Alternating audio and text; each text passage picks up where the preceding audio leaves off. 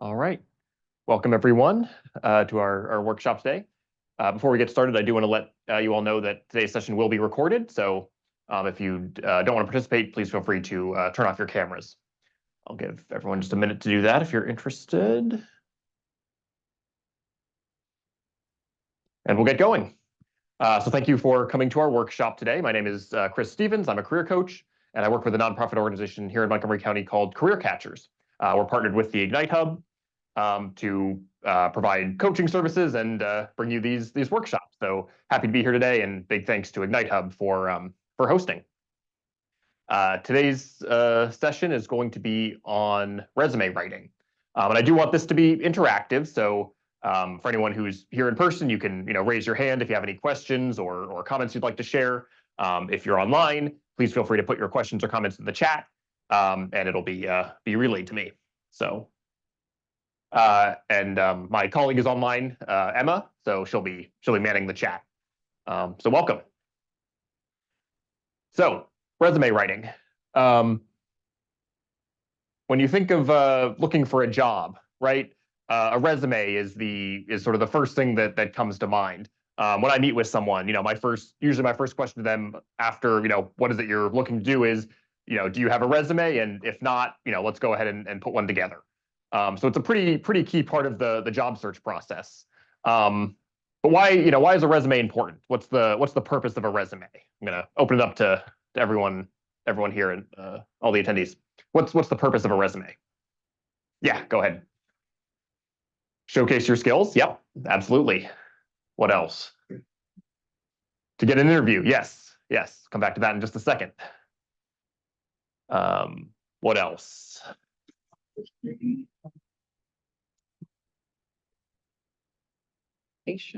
for education. So yeah, along with the skills and right, it showcases your work experience and education. Yeah, absolutely. And that's basically it. A resume oftentimes is your the first impression that you get to make, for an employer, right? This is the first time, before they even sort of know who you are or meet you in person. This is what they see, right? A resume screening is kind of the first step to apply for any job. So it's important that that you are able to sort of make that first impression. It's a way to show interest in the company and kind of showcase how your skills and education and experience will be a good fit for what that employer is looking for. And I like what you said. So a lot of times people would say, well, the point of a resume is to get a job, and that's not quite true. It is one part in the process towards getting a job, but as the gentleman here said, it is to get you an interview. The first step is submitting a resume. That gets you an interview, and at that point, you're able to sort of give the employer a little more information about you, answer their questions, and following on from the interview, that's when you may get a job offer. But right, so for the most part, doing the resume is to get you an interview. Most companies, will not extend a job offer after just getting a resume. It's just the first step, although an important one. So here's another question for everyone attending today. How long do you think employers look at your resume once they get it? I've got a few options here. Is it between 15 and 20 seconds, 30 to 45 seconds, or 1 to 2 minutes? How long do we think your employers look at a resume? 15 seconds. Okay, we've got one for 15 to 20. What else? What do other people think? 30 to 45. Yeah. 30 to 45. Okay, couple for that. Yeah. Anyone else?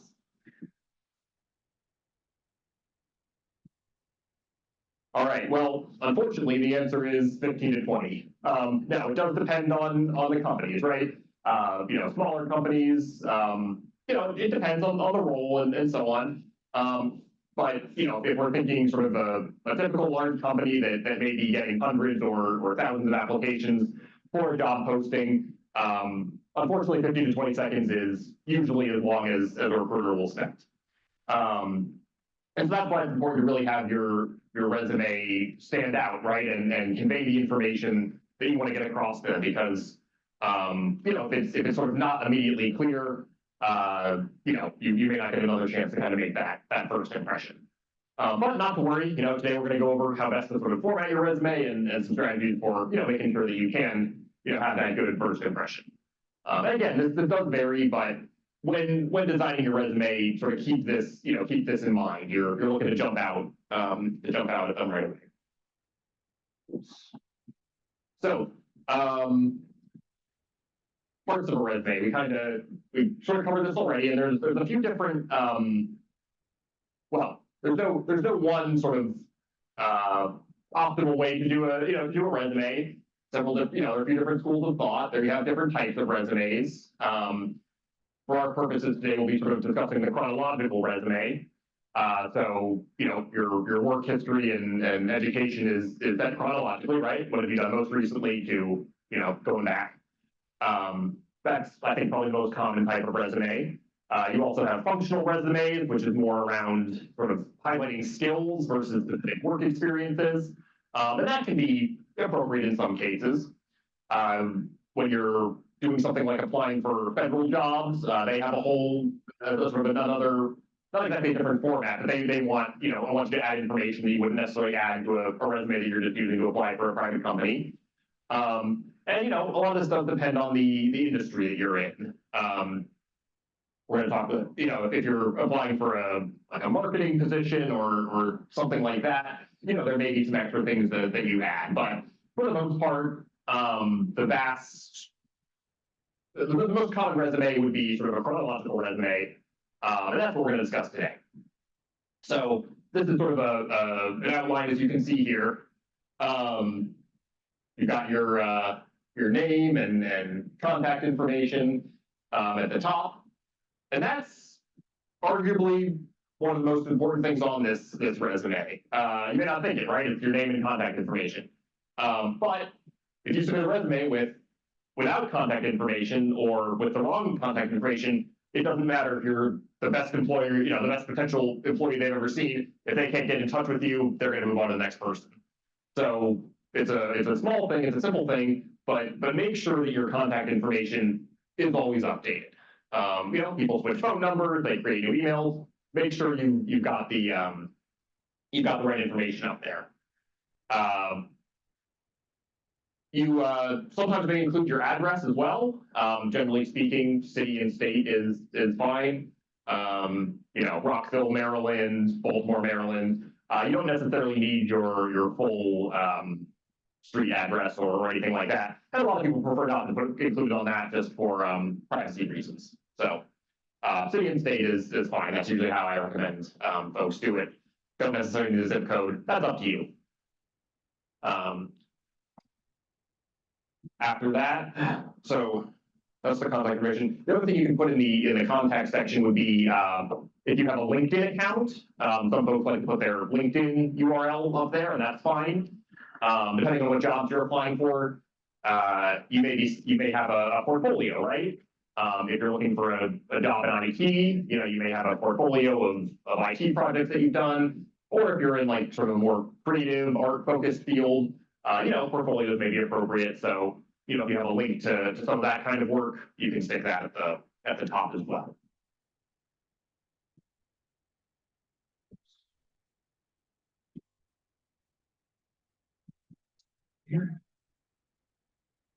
So after you got your contact information and your name and everything, the next step is usually an objective or summary statement.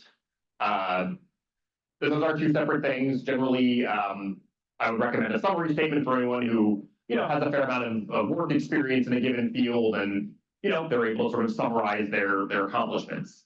An objective statement would be more for someone, you know, just starting out, talking about, you know, what they're looking for. It can be a bit of both, you know, it's a case-by-case basis, but in general, that's kind of the difference. Regardless, it's a 1 to 2 sentence summary of your experience or interest, right? So I've made a couple things here. You know, if you're going into the healthcare field, you know, certified nursing assistant with 5 years of patient care experience. maybe in a hospital or assisted living facility, you could be a strong customer service and sales professional interested in X, Y, and Z, right? In an assistant manager position or so on. For the IT folks here, we are at the Ignite Hub. Maybe help desk specialists with experience supporting government clients. So, not very long. Generally, I like to sort of highlight years of experience and sort of job title, years of experience, and then, if there's any specific sort of things you've done, like, again, supporting government clients or working in a hospital or something like that, right? And the reason I like to highlight that is because, again, we talked about 15 to 20 seconds. This objective statement is going to be, or summary statement is the first thing that an employer is going to see. So this is a chance to sort of, state your qualifications up front, and basically, get them interested to read more. And again, short and sweet is the key. You don't necessarily need to put a whole paragraph up here. There are other sections in the resume where you can highlight on that. And as I mentioned, you can include a LinkedIn or a URL or a portfolio URL in this section as well. Comments or questions on that? All right. So we mentioned skills before. Skills are an important part to highlight on the resume. It shows what you bring to the table, right? I'm gonna go back for a minute. What are some skills that maybe you have on your own resume, or that you feel you could include on a resume if you're planning on writing one? What are some skills that you might want to highlight on there?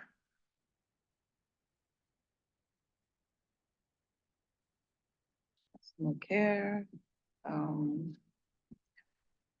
easy use of a computer, maybe Microsoft applications. Okay, customer service would be one, absolutely. You also mentioned computer skills, and I like that you made it a little more specific with like Microsoft Office. Yeah, absolutely. Those are two good skills you might put on a resume. What else? What are some other kinds of skills you could put on?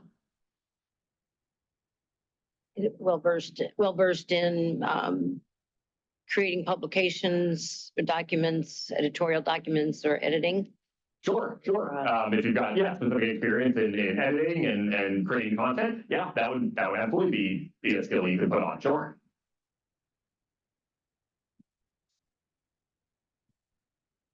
Anything else? Everyone here, Time management. time management, sure. And I mean, that is sort of the point I'm trying to get across. Everyone who's in attendance today has skills, and you all have something you can fill into that skills section. So it really is a wide variety. Customer service, computer skills, time management, Problem solving skills. problem solving. That's a big one. Absolutely. That's from our guests online. Oh, perfect. Yeah, thank you. Problem solving. And while I'm interrupting all of you, would you mind those in the, in person, if you could speak to the little green lights so that our folks online can hear you too? Thank you. Thank you. So, any number of things. Languages, if you're, again, looking for an IT job and you have IT certifications like, CompTIA or Cisco, something like that, those are all skills as well, any sort of programming languages. So, there's any number of skills you can add on here, and it doesn't just have to be sort of hard skills, right? It can be it's sort of hard or technical skills if you attended our workshop last month. But it can be soft skills as well, right? Things like customer service and teamwork and time management, communication skills, all that good stuff. All of these are good things to put on your resume, and we all have these skills to an extent.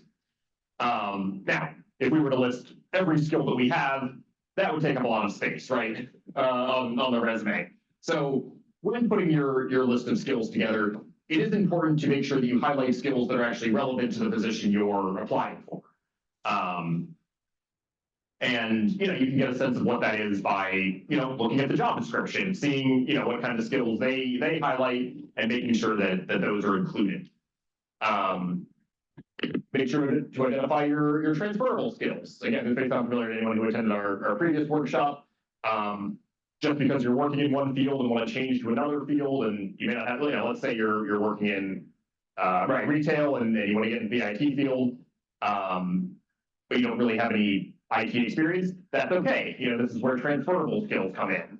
What skills, have you developed in your retail experience that you can transfer to IT, right? Again, that problem solving, the, customer service, time management, things like that. So, all of that is valuable, but you want to make sure you identify that and put it on your resume. Yeah. I have a question. So earlier we said that the employer only reviews it for 5 to 10 seconds. So how many of our skills should we list? Yeah. Right? So, Like, yeah, no, I mean, that's a good question. It is sort of a case by case basis. Resumes I do maybe 8 or 9. It sort of depends on how the resume is formatted, but a little bit of a longer answer is as many as you think are relevant. If there are certain skills that are highlighted in the job description, you want to make sure that those are reflected on your resume. Yeah, they're reflected on your resume because an employer who's looking at it, will sort of have those skills in mind, and they'll be able to sort of skim through and kind of mentally check the boxes, right? So yeah, I mean, I guess that's my answer. Whichever ones are relevant. I wouldn't go more than maybe 12 or so if we have to put a number on it. But you don't want to have a half a page worth of skills, but you do want sort of ones that are relevant. If that makes sense. I don't know if that sort of answers the question. Okay, great. Yeah, so again, and languages are another big one too. Even if a job doesn't require that, another language require that you're bilingual. If you are, I always recommend putting that down because, that's something that can always come in handy. Sometimes with the skills sections, you can even divide them up. I do this more so with like folks looking for IT work. Sometimes I'll have sort of almost a general skills section and a technical skills section where you might list out things like, again, programming languages or IT certifications, things like that. So again, no one way to do it, but the point is to make sure that everything is relevant to the position. Any other sort of comments or questions on that? Okay, great. So that's sort of the first section. And again, the point with having sort of the skills first above some of the other things, at least in my philosophy, is again, employers will sort of know immediately what you're saying that you offer, and then we'll be able to sort of look down the work experience and confirm that rather than having to pick out each skill kind of just from the work experience. If that makes sense. A question. Yeah. Can you tell where they probably look first once they get a resume? Do they look at the skill sets first? They do. I don't have an example with me here. Maybe I can include that in our follow-up. But there have been studies where they've used eye tracking software to see where, like sort of which sections of the resume, employers look at first. And if I recall, a lot of it is focused sort of towards the top, right? Where you would have the skills section, the summary, and probably your most recent sort of work experience. I can try to maybe find an example of that for some of the follow-up materials, but that's a good question. All right, next up, experience, and this is kind of the big one. When we think about a resume, it's putting down our experience. So what counts as experience, right? Sometimes I may have people come and want to put together a resume and say, well, I don't really have any experience. And that's not really true for any of us. Experience here can be pretty broad. Obviously, if you've done sort of paid work, that should be on here. But if not, volunteer experience, internships, those are just as valid, especially if you're someone who's just, maybe graduated from school and, doesn't have a lot of work experience. Any sorts of internships or volunteering is is a great way to get some experience and put that on the resume. We'll get to that a little bit later. But all that counts too. Also things like, projects potentially. You could either sort of list that under experience or potentially a different section. Again, we'll get into that in a little bit. But, again, to sort of use my key examples, maybe you've designed a website or done some other sort of software program. That, even if you're not paid for it, even if that's just something you've done for fun, that is still experience that you can point to because it, demonstrates mastery of a, certain skill set. So all that counts. And I would sort of encourage everyone, as you're thinking about what experience you have, look at it broadly and really give yourself credit for everything you've done. Yeah. I also want to mention, when I'm working with students, sometimes they think that their experience, back home, that's not in the United States, doesn't count. So for example, I had a student that helped run a IT repair shop, like a computer repair shop. But they didn't think that was relevant here in the United States, but I think it is, right, Chris? It absolutely is, and I get that comment sometimes as well.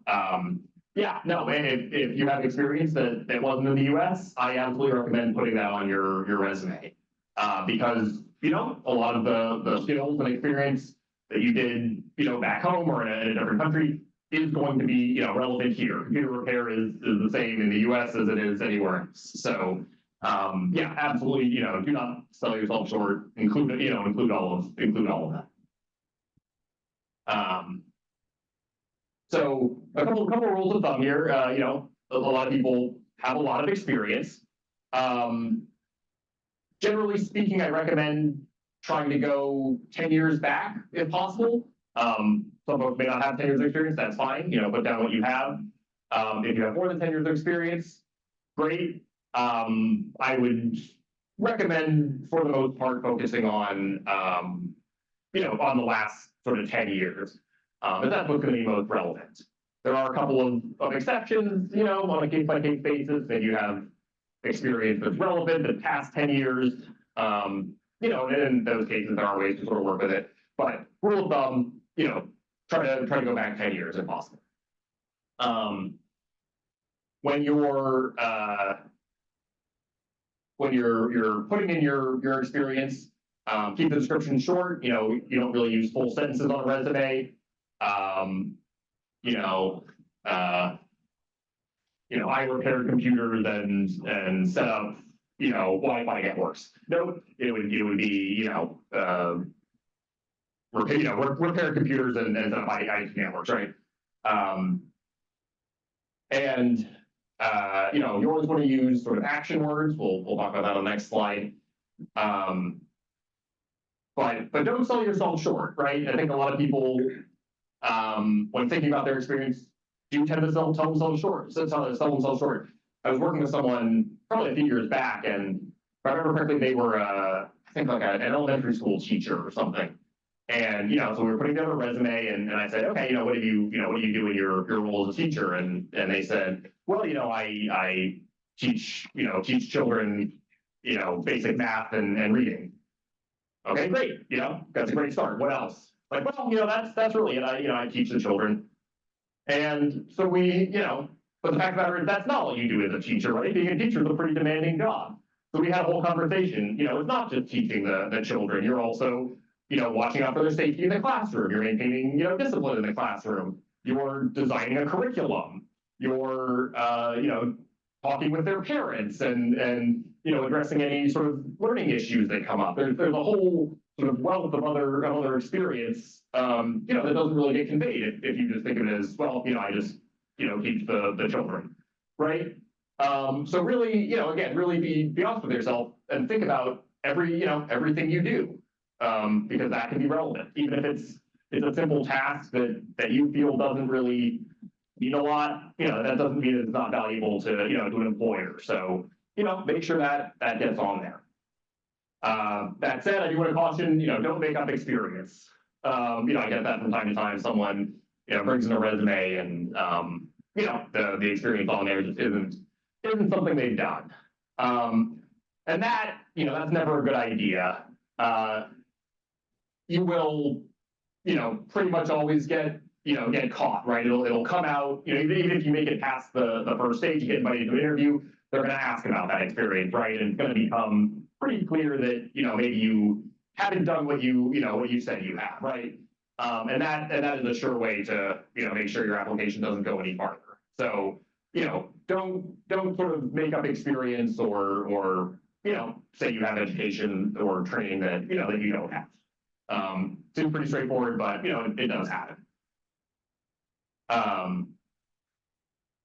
Where possible, you know, I like to use numbers. You want to try to quantify your results, right? You know, let's say you're in a sales position and you know, exceeded sales targets for a year. Okay, great. That's obviously you know, an accomplishment that you might want to highlight. But what if you added some numbers to it? Exceeded sales targets by 75% and brought in, you know, 50% more leads and, you know, so on. Generated X amount of dollars in profit, things like that. You know, closed, 100% of help desk tickets, right? Things like that give a little more detail and really sort of add in that extra, that extra information that makes your experience stand out. So where possible, I would, you know, recommend quantifying results. Even going back to the teacher example, you know, how large was the class, right? There's a difference between teaching, you know, five children in a session and, you know, 25 kids in a class. So, you know, even things like that, you can always sort of find something to quantify. So I always recommend doing that where possible. And again, you know, sales and you know, meeting targets, things like that. You know, how much money was made, how much, you know, if you're working on a project, what was the budget? Any of those things can be quantified. If you're leading a team, how many people are you supervising? All that good stuff. Comments or questions on that? I know I'm kind of a lot of information. Okay. One other thing to watch out for is jargon, right? So jargon is words or phrases that are sort of very specific to a certain, in this case, job or career field, but that other people may not know about, right? So you know, if I go back from it, you know, certified nursing assistant, right? Oftentimes that's referred to as CNA. If you're in the healthcare field, you may be aware of that. If you're outside of the healthcare field, you know, just CNA may not mean a lot to you, right? Whereas certified nursing assistant does. You know, any sort of acronyms, things like that. And you want to watch out for that because especially with some of the larger companies, the recruiters or people who are looking at your resume may not be the actual people, you know, working in the field, right? If you're, you know, if you're applying to a tech company, the recruiter may not necessarily be as tech savvy as, say, the project manager that you'd actually be working under. So what the project manager may understand, the recruiter may not. So you want to make your resume sort of readable to, you know, to an audience, and you can't assume that they always know what you're talking about. So, you know, where possible, you know, try to spell out those acronyms and things like that. Now, you know, something like CPR, you know, everyone knows that. You know, if you worked for the FBI, again, you probably don't need to spell that out, right? That's pretty common knowledge. But you know, just watch out for things like that and what can help here is maybe getting someone else to read your resume and, you know, make sure that they understand what you're trying to convey. So it's not, you know, it's not confusing. The last point on here is using action words. So got some statements here. For this first one, we've got use cash register or process customer payments using point of sale system. They both mean roughly the same thing. Which one sounds better? First option or the second option? Second, okay. All right. What about this second one, you know, did CPR training? or completed CPR training through the American Red Cross. Which one sounds better? Second again, I'm hearing, yep, yep. This last one, led IT support team. What about supervised team of 5 IT support technicians attaining 100% ticket resolution? 2. Second one again, probably, right? Yeah, so you kind of see my point here. In the first examples of each of these is, it's not very engaging, right? Does it lay out what you did? Yeah, but it doesn't really give a lot of detail, right? Especially with the last one, when we're able to add in those numbers and quantify. So you want to use action words. So things like managed, performed, calculated, created, oversaw. Really, it could go on and on. But this will sort of grab people's attention more than simply listing out assisted with, or even perform. You want to vary it up, right? You don't want to have the same action word at the start of each of your your entries for job responsibilities. So you want to vary it up and use these action words. Make sense?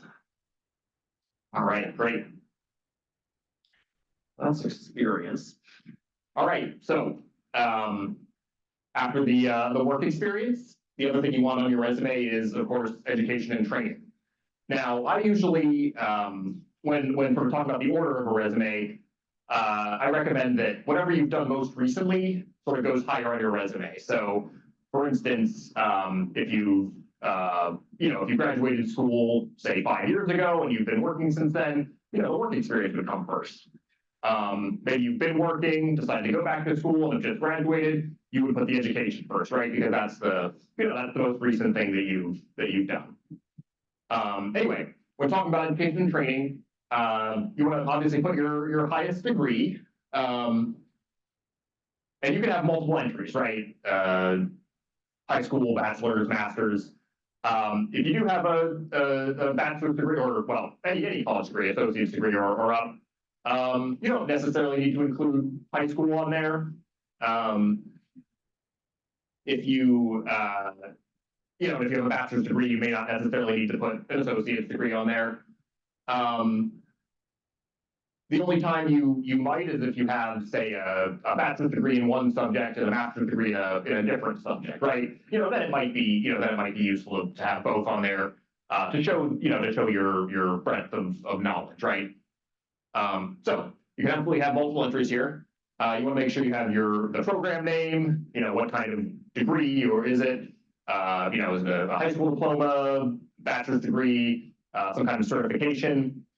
You want the school name or the training institution, and you can put the date that you completed it. Now that depends. If it's sort of recent, you might include the date on there. That said, if you have a high school diploma from you've been working 20 years since then, I would say you probably don't need to put the date that you graduated high school, right? Because that can kind of age you a little bit. And there are people are concerned about that, so that's okay. So aside from just the program name, the school name, you can also include relevant coursework. That you've different sort of classes that you've done under these degree programs. But I usually recommend this if someone is sort of just out of school and doesn't really have a lot of work experience. This can be a way to sort of show some of the other skills they got through their coursework. Same for, I guess you see this mostly in healthcare, but maybe someone's completed a nursing program or even a certified nursing assistant program, right? And they have there's a lab portion or a clinical experience portion, right? They did an externship. You could potentially include that under here as well if you don't put it under experience. And it's not just academic degrees. You can have, again, certifications. And similarly, I'd have the institution name and the date. And this can include online training. There are plenty of online resources out there. A lot of them are free. And then all of that can go on a resume as well, because it does show that you know, taken the time to sort of try to master a certain skill, even if it's not through a formal kind of training program. So all of that can go on here as well. Questions or comments on the experience? Okay. Great. So that's the education and training. What other, so we sort of covered skills, work experience and education. What other sorts of things might you include on a resume? Is there anything else that you might include on a resume I should ask? Those are certainly, you know, I'd say the big three, but what other things might you want to include? Any other work, volunteer work, if it's related? Okay, yeah. And not absolutely. related. Volunteer work. What else? Anything? Yeah. Skills. Skills? Yeah, we kind of, we sort of, that would be one of the first things you'd put on there. Yeah, absolutely. Professional associations? Personal association, got it. That's what you're gonna say too. Yep, yeah, absolutely. Great. Yeah. So in addition to the sort of the skills, work experience and education, there are some other things you can put in the resume. Yeah, go ahead. On a slide before, about the dates of the school name and program Yeah. and dates. And is it required for us to put our graduation dates? Just so, because I don't really want people to know how old I am. Well, that's exactly, and that. But is it, do you that's the think common it's concern. required? It is not required.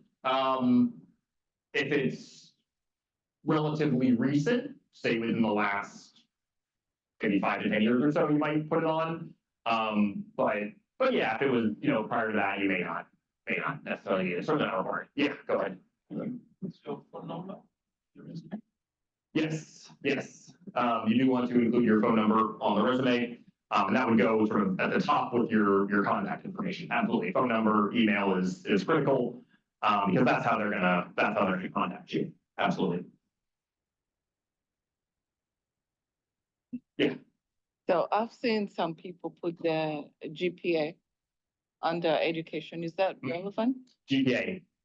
You can certainly include your GPA. My rule of thumb that I recommend is if it's sort of a 3.5 or above, I would include it. Yeah. Another question, Chris, I also heard that people are taking, I want your thoughts on Yes. this. Some people are not including their full address, just the city. What are your thoughts on? Yes, city and state is just fine. I do that myself. And you know, it's a privacy thing. You know, you may get asked to, you know, I think all of the experience of submitting a resume that having to go through an online application and fill in address and stuff. So, you know, there'll be other places to give your full address if needed. It doesn't need to be on the resume. Especially if you're putting your resume on places like Indeed or Career Builder, you know, things where you know a lot of people can look at it. You know, city and state is fine. You know, no need to give up your, you know, the exact, you know, address of where you live. So that's fine. Yeah. There's a question online. The question is, can we add a certification that is not related to the job? For example, I want to write a resume for a data entry position. Is it relevant to add my certification in cosmetics? Sure. You know, I think you could, offhand, you know, you could potentially make the case that, you know, in order to do sort of, data entry, you know, that's pretty detail oriented, right? You have to, you know, make sure you're putting in the right thing, you know, every time. And, you know, cosmetics, that's a transferable skill, right? Sort of having, you know, doing that detail oriented, you know, having that focus on detail. So sure, you know, I would sort of highlight that in the resume. But you could put a certification on that. The other thing with sort of non-related certifications is even if it's not related to the job you're going for, it still shows that you took the time and sort of put in the effort to complete a certification program, and you know, and that speaks well. So sure, I'd say you could put them on there. Yeah. right. So other relevant information, we had professional memberships, absolutely, you can put that on there. Any sort of volunteer activities, it's your choice sort of whether to put that under the work experience section. You can also have a, you know, a volunteer experience section if you want to give some more detail, that's fine too. But yeah, I mean, volunteering is a great way to get experience, absolutely include that. If you get any sort of awards, you know, maybe you were recognized for something in the workplace, or you were, you know, part of some sort of academic honor society, you know, anything like that. You know, you can include that on here. The only thing would be to make sure that you describe the award. You know, I'm gonna make something up, you know, Montgomery College Award for Excellence, you know, maybe you've earned that. That's great. Sounds very nice, but you know, what does that actually mean? Is it because you know, achieved a certain GPA, or, you know, completed certain rigorous classes, or, you know, had perfect attendance? You know, so you want to make sure you describe sort of what you were given the award for, rather than just listing out, you know, just the name of the award. And you can also, you know, rather than having a separate award section, you could also work that into your work experience as well. So up to you. And again, you know, we talked earlier, any sort of like projects or publications, things that you've done, you could describe that on your resume as well. That would be, you know, that would be relevant information. What's an example of a project? So like if you have a portfolio, you know, maybe you've again created a website, or you know, if you're in sort of the creative field, maybe you have some like artwork or something, or you know, something like that. You could sort of describe you know, a project that you've done, not related to work. Yeah. I can share a project. So for example, if you entered a challenge for designing an app, an app design or something, and it's something you created and designed, that could be part of your project listing. One more thing I wanted to ask is, if you received a prestigious award, you know, but it was like 25 years ago, would you recommend to put it on there? Sure. You know, yeah, I'm always of the philosophy to not undersell yourself. So yeah, I mean, if it's, yeah, I'd say go for it. And that's the app competition would be a perfect example of a project. Absolutely. All right, any sort of questions on some of this other information you might include? All right. Oh, and actually, one more thing about volunteer activities. You know, where possible, you might give yourself a title. A lot of times, you know, and I've done this myself in the past, you know, if you're working with an organization, the title you assign yourself is volunteer, right? But that doesn't really say what you're doing. Maybe you're a computer repair volunteer, a data entry volunteer, a teaching instructor volunteer. Again, it gives a little more detail. So, you know, even if that wasn't your official title, it's okay to kind of, you know, describe what you did as a volunteer. All right. So, one of the questions that, you know, I encounter is filling gaps, right?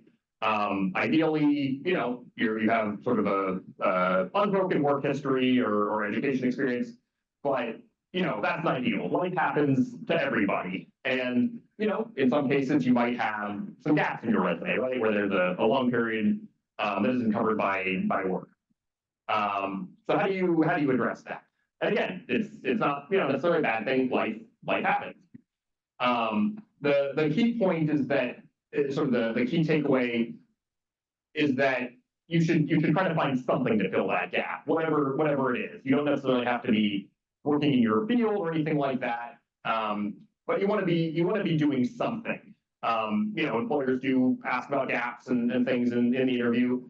And you know, what they really want to see is that you know, been spending the time trying to get more skills or get some experience, whatever that may be. So again, we brought up volunteering before. Volunteering is a great way to fill that gap. If you're not working, or you're looking for work, or can't work for whatever reason, you know, having that volunteer experience is a great way. If you're in school or training, again, you would want to sort of make that clear as well. And you know, that can include online training. You know, if if you're, going online, finding some free coding classes or something like that, make sure to put that on your resume under the skills. So again, it shows that you're doing something. A lot of times people, may take time out to, care for family members. Maybe they've just had a baby or, are taking care of elderly family members.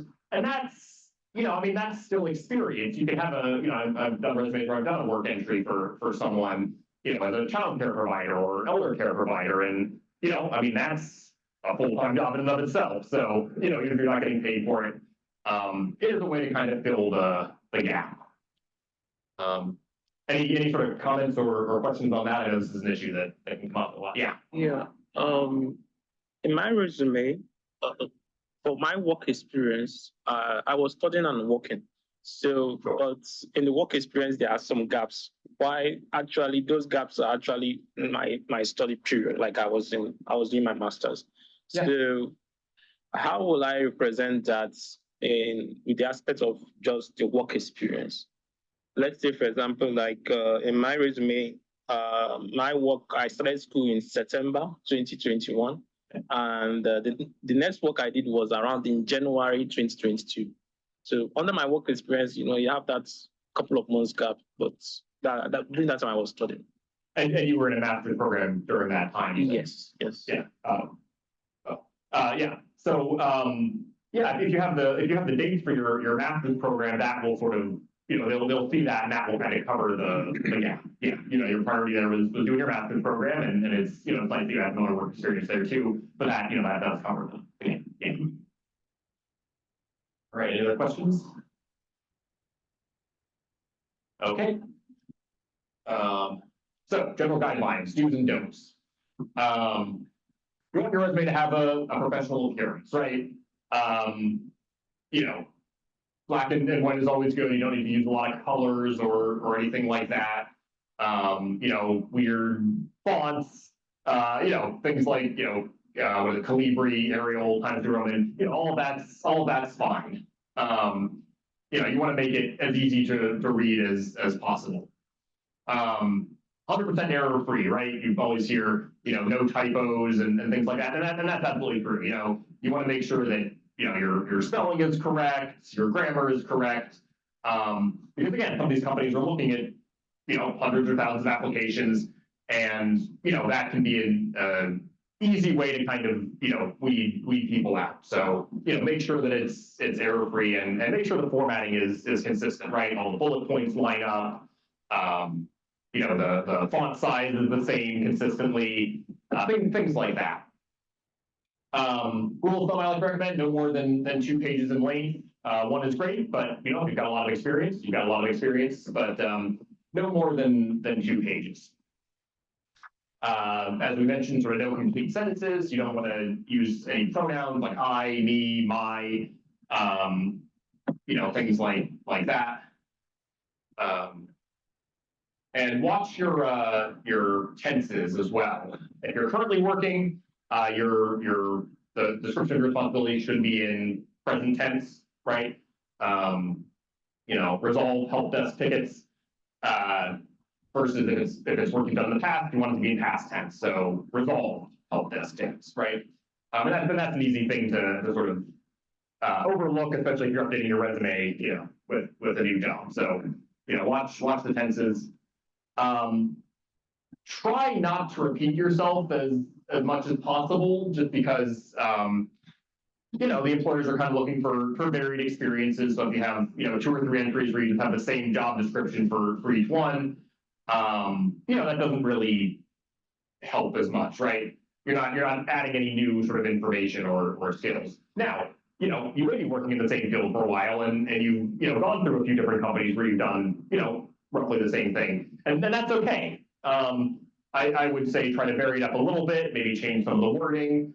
You could also potentially format it so that you have like the sort of 3 sort of companies together, and then under that is a list of common bullet points for them. There are ways to sort of address that, but in general, try not to repeat yourself.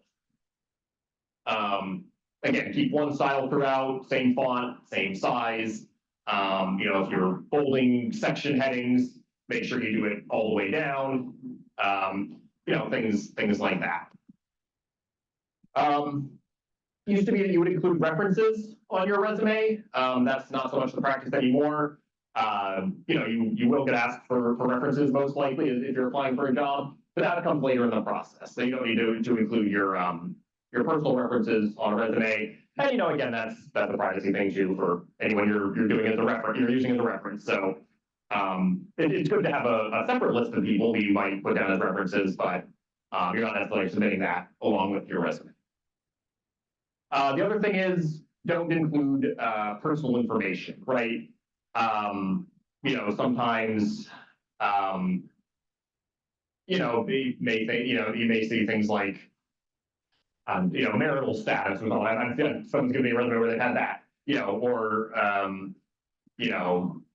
number of people in their family, or sometimes, to explain a gap in the resume, they may say, I was sick for a year with, X, Y, and Z condition. And none of that is really the employer's business, right? That's, they don't need that information. It can potentially sort of bias them against you, against you. So don't include any personal information, and certainly not things like social security number and all of that good stuff. So yeah, medical information, family information, marital status, health conditions, that's not, doesn't really have a place on here. Things like political or religious affiliation as well. There are a couple of exceptions to that. For instance, if you volunteer at a church or something, you could put that on there for sure. If you work for a political campaign or a certain political party, sure, you include that under experience. But if that's not relevant, I'd recommend not including that. Like I mentioned, you don't want a lot of graphics or anything like that. No pictures either. I've had a couple of people submit that with like sort of a headshot in the corner. And again, that's not really any of their business what you look like until you get to the interview, right? Again, it depends on the career field. If you're, a model or an actor or something, sure, you might have something like that on there. But for our purposes, yeah, you wouldn't necessarily include that. And then same with some of the graphics. Again, the first thing, and we'll talk about this in a minute, the first, person to see your resume is likely going to be a computer. So the graphics aren't really going to help with that, right? Does that make sense? The do's and don'ts? All right, great. So you want to make sure your resume is tailored to the jobs you're applying for. Sounds like, common sense. But that can be a lot of work, right? Am I saying that you need to tailor your resume for every job you're applying for? In some cases, maybe. If you're applying for a bunch of different career fields or job roles that are pretty distinct from each other, you might have a couple versions of your resume that you use. If you're applying for jobs that are have roughly the same sort of experience and skill requirements, you can get away with a sort of one resume that covers all of that. But bottom line is you do want to make sure that your resume does reflect the requirements in the job description, even if that's going in and adding a couple more skills at the top, or if you see something in their job description that you've done that isn't on your resume, going in and adding a bullet point for that. So reading the job description pretty carefully is important. And the goal there is to identify and include keywords from job descriptions. So get this question a lot, and I think some people are probably thinking this as we haven't addressed it. Computers, right? I've heard my application isn't going to be seen by a person. It's going to go through a computer first. How do I handle that? So that kind of software is, it's common. A lot of larger companies use it. It's generally speaking called ATS, applicant tracking systems, right? And that it scans the resume looking for keywords and generates a sort of a number, right? How closely does it match what they're looking for? I don't know all the inner workings behind those algorithms. That's basically what it does. And the best way to do that really is to just, again, highlight the keywords and things in the job description, make sure it's reflected in your resume. Don't make up experience. If you don't have it, you don't have it. So don't put anything in there that you don't have. but that's, you know, that's really the best way to do that. I've heard things like, oh, you know, making the font, you know, cutting and pasting the job description, making it small, you know, making it white, things like that, you know, to sort of flag the system. As I understand it, that doesn't really work, that, you know, that sort of does get caught. So, you know, the best thing you can do is just making sure that you're, you know, highlighting those keywords from the job description. That'll, you know, that'll give you your best chance to go through it. And there is a website which you'll be getting this PowerPoint as a follow-up, but it's called JobScan. And what it does is it actually lets you sort of put in your resume, and it'll sort of simulate an ATS system and kind of show you the gaps and what you might be missing. If I'm not mistaken, I think you get 5 free scans and maybe 1 or 2 a month, you know, after that. There was a paid option, but you know, you can get some of the use out of the free version. That's a good tool if you're, you know, if you're not sure sort of where the gaps are or what you might want to add to a resume. Do you have a question? Yes. Yeah, go ahead. So the ATS system does it work with the AI, those things? Well, I had the AI is also doing some scanning, you know. I'm not 100% sure. I think that might be part of it. I would suspect that some companies are kind of using that for kind of the same thing. And then that's actually another question. You know, some people will say, hey, well, you know, why don't I put my resume through or have ChatGPT or whatever, you know, write me a resume. And my only word of warning with that is make sure you review it. It's not going to spit out a perfect resume. It's not necessarily going to tailor it precisely to the job you want. Sometimes the grammar or spelling could be off. It might, you know, it might give you experience that you don't actually have. So if you do try to go, you know, if you do try to use that as a tool, fine, but make sure you review it and actually make sure that it's accurate. That's my word of warning there. Yeah, go ahead. Also, when I'm working with students on their resumes and there's like the kind of program that can help fill your resume and build your resume for you, those are dangerous because it's not your tone, it's not your writing style. Exactly. So when you go into the interview and it doesn't match, your resume doesn't match your writing style or your personality or things like that, and they'll use words and phrases that's not really you, it's really hard to kind of reconcile that during an interview. So that's also a caution. Exactly, and I'm glad you sort of brought it back around to that. Again, as we mentioned during the opening, the point of submitting a resume is to get an interview. So anything you say on your resume, anything you present on there is fair game for the interview, and that's where, you know, some of this stuff is going to get, you know, caught out. If you don't, you know, have experience, you know, if you don't have experience with the skills and knowledge that you have. Yeah, go ahead. What's the result of that applicant tracking system? Can you quantify that at all? I mean, what happens? I understand that they're all going to be screened, but what does that mean? They rule out a certain percentage? They recommend? Yeah, they sort of choose a certain percentage to, you know, to move forward for, you know, recruiters to do a second screening. I don't know the percentage rates. I think it varies based on, you know, however many candidates each company wants. But yeah, that's basically how it is. Is it likely a small number, a dozen or 20? It depends. It really depends on the size of the company. I'd say that's probably accurate for the most part, but yeah, it really does. Yeah, go ahead. I had read one statistic that almost 90% of the employers that use digital submissions use some type of ATS, and you have to get about 55 to 85% of the keywords that they're looking for your resume to get kicked into the to be seen pile. So if it's a digital submit, they probably have some type of scanning tool. That does sound right. That said, I don't want to sort of make this a numbers game. I mean, really the focus should be, again, if you know, scanning through, looking at the keywords, and if you are able to sort of incorporate that into your experience and make it, you know, true to yourself, as we've said, that's, you know, that's what's gonna really pay out the, you know, the next results. Yeah. All right. So that's it for the information, but I'm happy to open up for questions at the end here. Yeah, go ahead. So there's a question in, on Zoom and, Emma answered it, but I wanted to share with our group here. Yeah. How to add references when they are asked in a job posting. Is it appropriate to add them in the mail?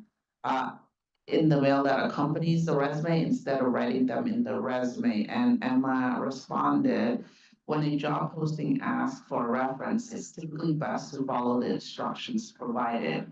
If the job posting specifically requests references, you should be prepared to provide them when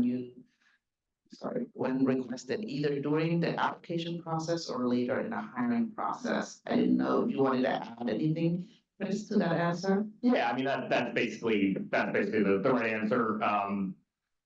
You know, on occasion, I've seen some organizations that say, you know, if you're interested in applying to the position, email, you know, hiring manager at, you know, whatever, you know, with resume references and cover letter. You know, in that case, you might have a separate list of references that you submit with that. But, you know, for the most part, you're either gonna be typing it into some sort of online portal, you know, as part of the application, or they'll ask you for them, later in the hiring process. Yeah. Yeah, go ahead.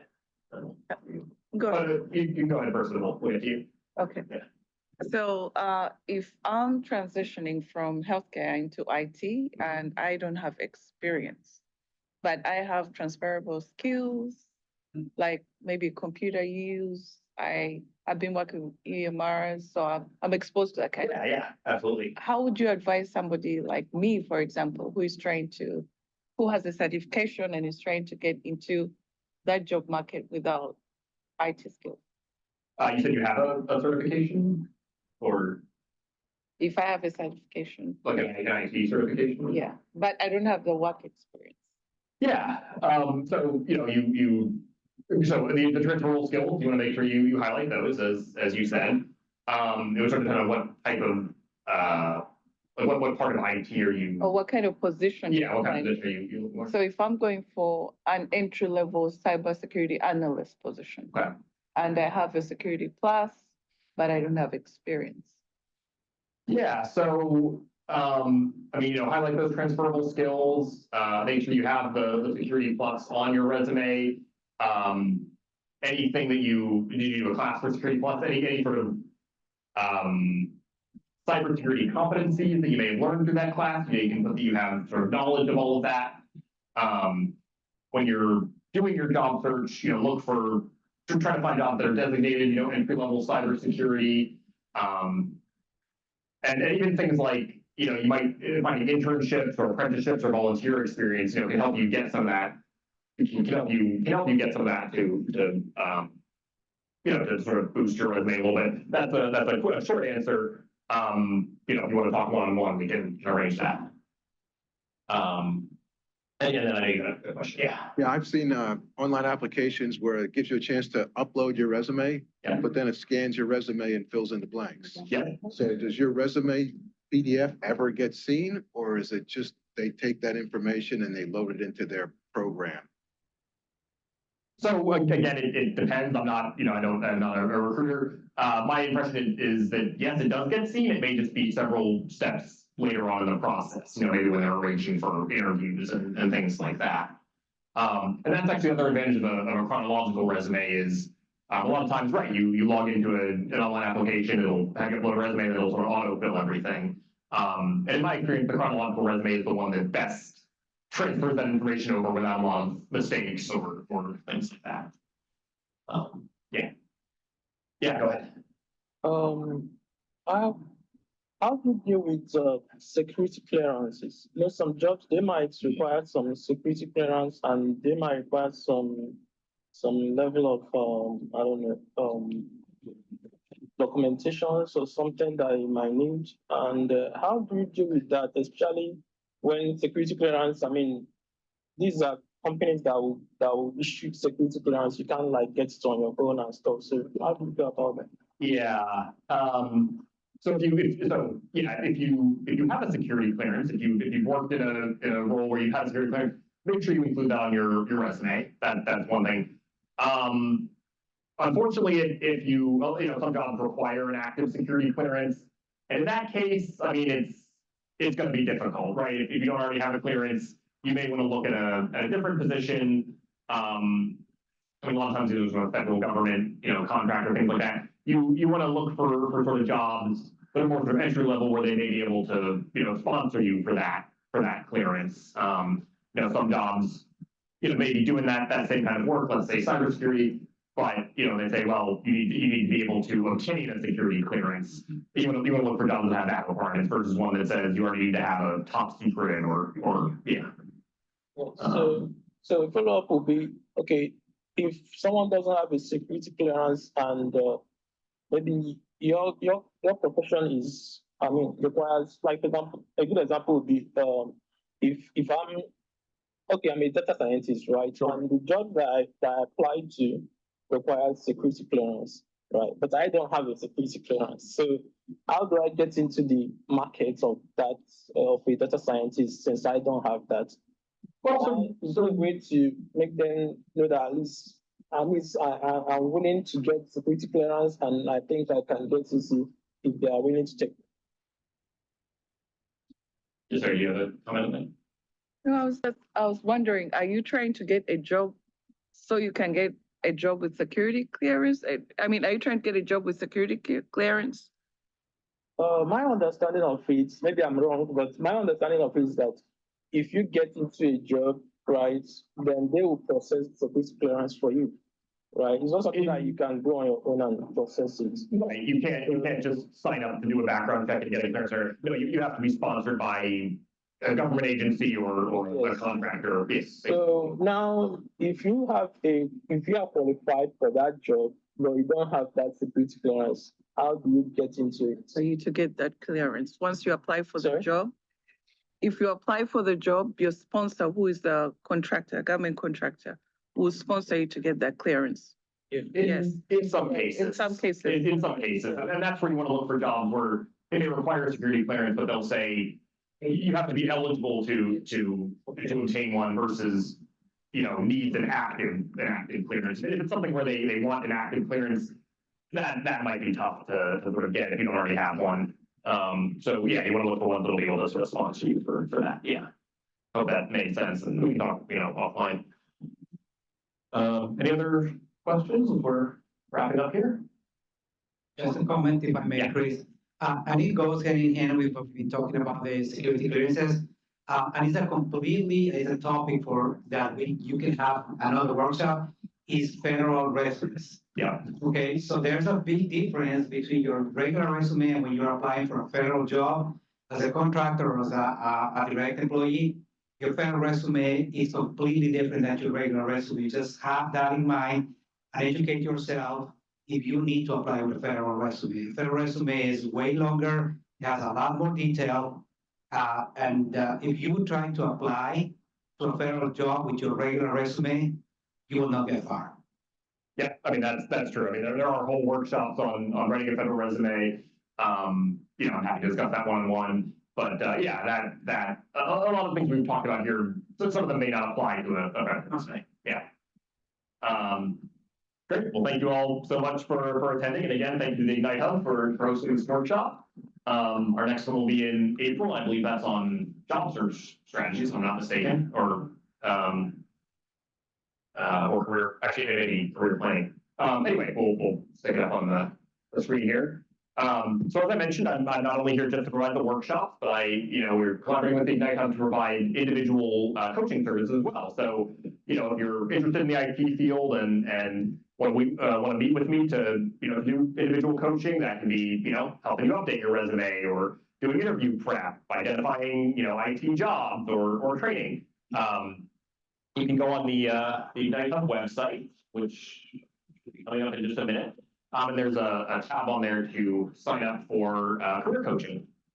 And I will be happy to meet with you.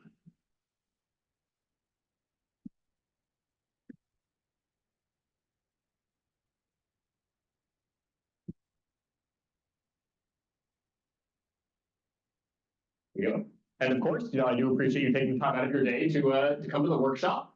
If you could, use the QR code on your screen and fill out a post-event survey.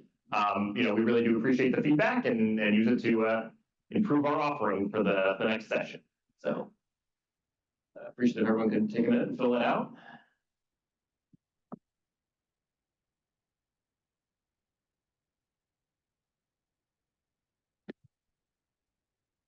We applaud now because I gotta go. Thank you. Thank you very much. Thank you.